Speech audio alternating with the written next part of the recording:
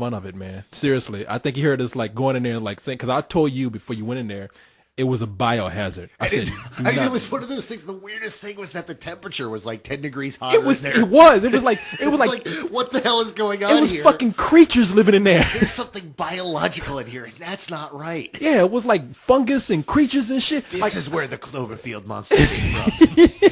Wow, J.J. Abrams pissed at the Spill Studios. He went to the Spill Studio and saw the toilet. Let me tell you something, people. This dude would put his ass on the toilet, and I don't know. We've been in Carlisle. I'm serious about this. We've been through 3 toilet seats in that. I don't know what his ass is doing to those seats that he breaks them every month. And not only that, but I don't know what kind of shit he's putting in that toilet. Yeah, I think you've crossed the line. No, I ain't crossing the line because I got to tell people. I don't know. But it was like the kind of shit that once it hit the water, fungus would spawn from it. I don't know what was going on. Little parasites that come out and make people explode. We've got a bite! Oh, Jesus I don't know what kind of turds were coming out his ass, but they were living things. But anyway, I spilled my beer. We took a break. He went to go take a piss. So there we go. It was bound to happen. And HD DVD is gone. Now, and Blu-ray DVD what is I was here. going to say was I actually got a player for free, and I got a small collection for free. And how the hell what did you get, a HD DVD player? Yeah, and that's why it was kind of depressing. It's kind of like, oh great, I've had this for a month and a half, and now it's useless. I mean, I'm going to go out and I'm going to buy everything. They're going to be selling it off, wholesale, and I'm going to be buying. You better sell that thing now. No. I'm going to be buying. No, because the thing is it plays ordinary DVDs, so I effectively got a new DVD player. Okay, okay. All right. And the thing is, now, this does not mean you have to, at someday, upgrade to Blu-ray. That's the important thing. A lot of people are like, oh, does that mean Blu-ray is going to take over? No, this is the new Laserdisc. It's for us hardcore guys who, are obsessed with film and have to have the highest bit rate possible and have to have, we know what, things. Exactly. Let me just say this. As long as they're selling regular DVDs, there's no way in hell I'm buying either one of these things. Yeah, no, I wouldn't have one unless, it was purchased for me. I don't know if you kids remember Laserdisc, but Laserdisc were the size of the roof of a car. Laserdisc were the size of a large pizza. They were the size of a record album. They were the size of a large pizza. But they were cool because you didn't have to rewind them, and they could fit special features on there, and you could chapter search. Okay, let me say this, though. Aliens, one of my favorite movies ever. I had somebody take that and put that on like 2 VHS tapes for me. Why? Because when you had it on Laserdisc, it was widescreen? No, it was 6. There were 6 discs, and you had to interchange them to watch a 2-hour and a 2.5-hour movie. That was why Laserdisc never caught exactly. on. Because they had to flip. Yeah, you had exactly. To flip them halfway through. And I would tell people, wait until there's a standard coming up, because I never bought a Laserdisc player or a Laserdisc itself, because I knew that eventually, of course, they were going to get smaller and easier, because that's the way things go. Wait for this shit, wait for the dust to settle, and then get it. Yeah, but see, Blu-ray is just the interim until we finally get to ITV and the whole hard drive phenomenon. Because what's going to happen is eventually it's going to be a small box like your TiVo that's next to or on top of your TV. That's essentially a hard drive like your iPod. And that just stores all the movies. And you're going to be able to, once that happens, someone's going to make a ripper. And you're going to be able to rip right to that, and we're going to take our whole DVD collections, spend like a week ripping it to that hard drive. Actually, I think DVD or Blu-ray DVD will actually be more of a standard. No. You don't think so? Why? No. I think it will. Because it doesn't. Here's the thing about these. In order to become a standard format, you really have to do something that captures a bulk of the audience. Right now, all this does is it captures the alpha buyers, the people who are always going to buy new technology, the guys that have HD VHS players sitting in their closets. Can I argue something here, though? So were VHS players, and those eventually made it way into the mainstream. No, because there was nothing. The thing is there was nothing competitive like that. In fact, Blu-ray players are a total pain in the ass because they take like 30 seconds to a minute just to turn on. It's like booting up a computer. Most of my friends who have them are like, yeah, you do have to turn on the power. And I think that will improve, though. And I think that will get But the thing is by the time they've improved that and by the time they start getting some kind of market share, we're going to have hard drive content. That's the new evolution. The hard drive is not the mainstream, though. Dude, that's what's going to happen. I'm telling you. That is the next evolution, is it's going to be a hard drive on top of your TV that you have digital files that you I download. don't think my mom would never be able to do some shit like that. No, My mom you is say scared that now, of computers. Except what it's going to be is you're going to have a remote that you click through movies and you press buy and then you download. That's too much trouble. I'm telling you, my mom is scared of that. Dude, I'm telling you that. You have to have something tangible. You have to have like a tape or a disc. Oh yeah, that's what they. You know what? That's what the RIAA said about iPods. Can you imagine your mom upgrading to Blu-ray? That's the real question. Let me say this. I can imagine her doing that before she will like a box on top of her TV that will store things because she won't know what to do with that shit. I mean, that shit might as well be like something out of War of the Worlds for her. She's scared of it. She won't mess with it. You know what? That's what they said about computers. Has your mom ever touched a computer? My mom, she touched one and she got fucking frightened. Well, then, my mom does not. I tell my mom, look, let me tell you something. I say, my mom, I asked for my mom, hey, Ma, I have a cousin in London. I say, Ma, give me his address. I'm about to go over there. And she's like, okay, I'll send it to you by mail. I'm like, go across the street, Ma, and send it to me through email. I can get it in 2 seconds. No, computers are evil. I can't do that. You know what I find amusing is that you had this whole discussion. You didn't think, Mom, read it off to me so I can write it down. I'll ask her that next time. Oh, shit. She's using the telephone. Damn it. Outdone by technology. Because your first answer is send it through the computer, Mom. It's not read it off the card so I can write it down. Because the technology of the pen is foreign to me now. That is not the point of this situation. This is the thing is, she doesn't want to use a computer. Blu-ray is not. Okay. You know what? I'll put money on it, motherfucker. How much you want to bet? What is this? It's going to be like in 10 years? You gonna like realize you owe me $5?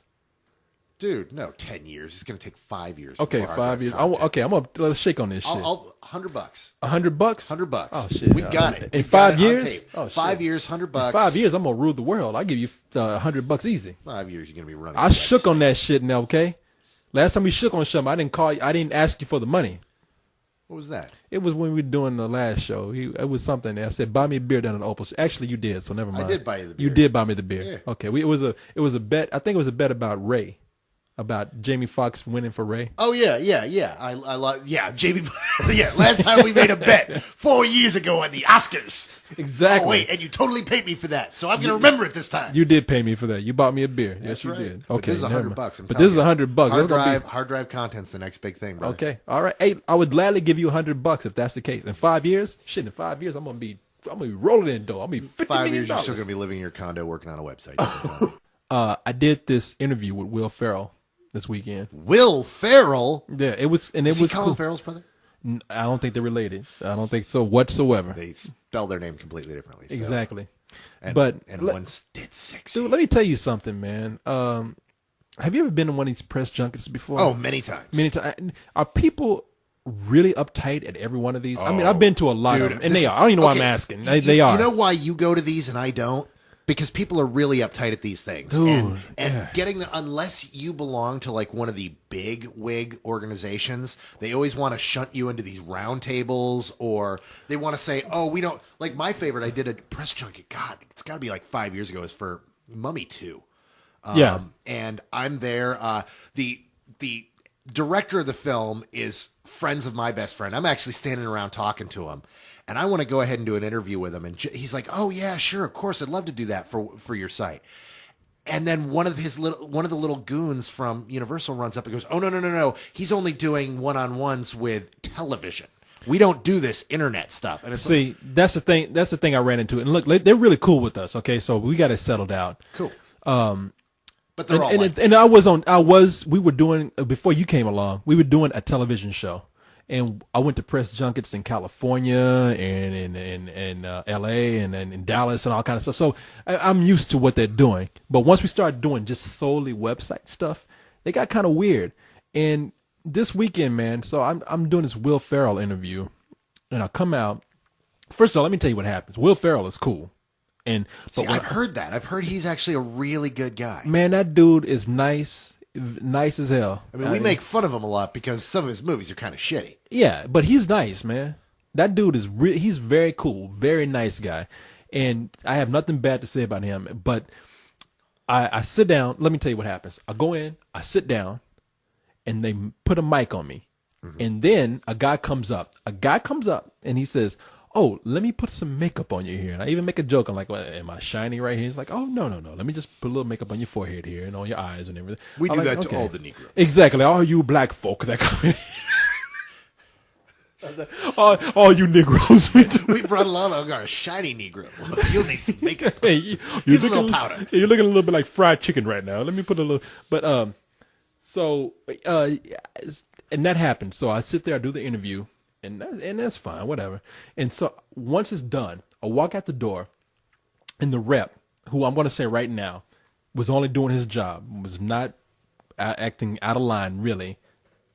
He comes up, he's way down the hall. He's coming up, he's like, Korey, you're killing me, man. You're fucking killing me here. What are you doing? I'm like, what are you talking about? He's like, look, when you come in, you got to be camera ready. You can't come sitting down wanting makeup and all that. And I was like, you know what? I sat down and a guy put makeup on me.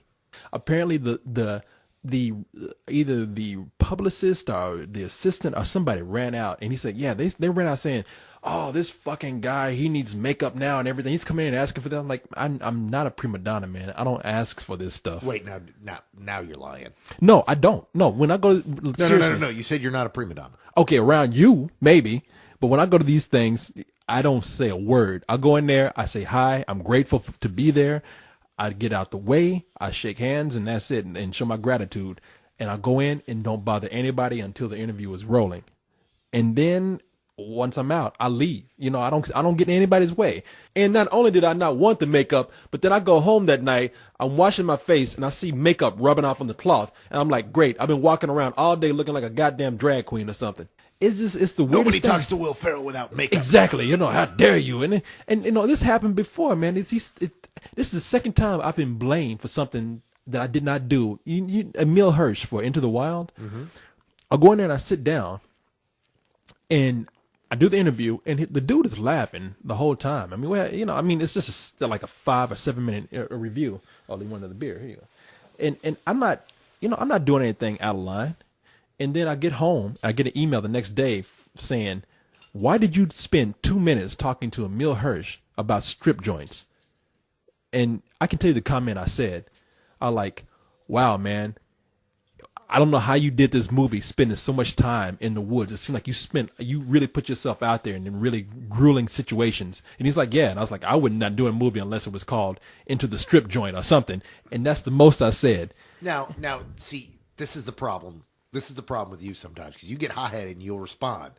And the real answer there is, the answer they want to hear is, because I was showing him as a human being and as a likable person so that my audience would identify with him and so that my audience would then want to see his movie, because they would say, this is a guy I would want to have a beer with. I want to pay to see his movie.